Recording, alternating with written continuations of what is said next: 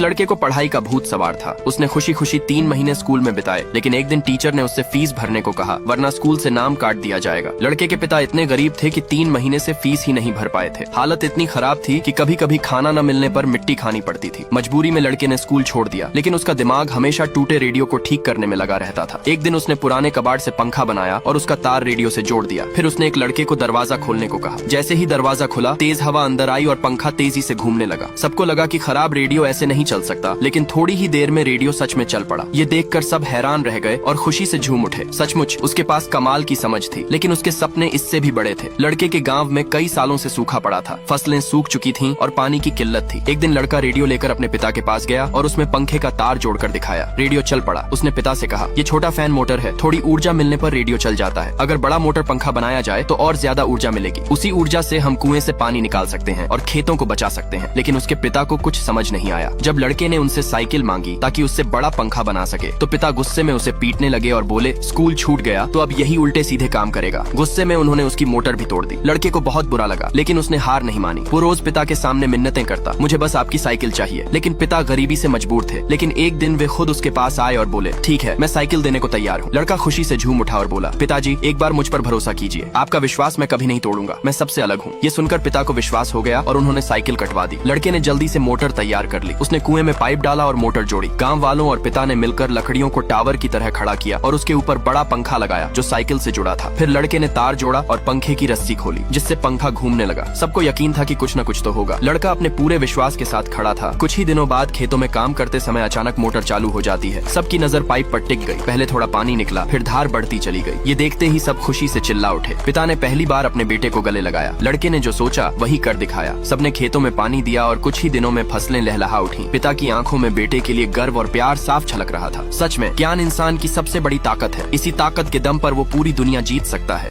और फिर video like करने पर पार्ट 2 मिल जाएगा।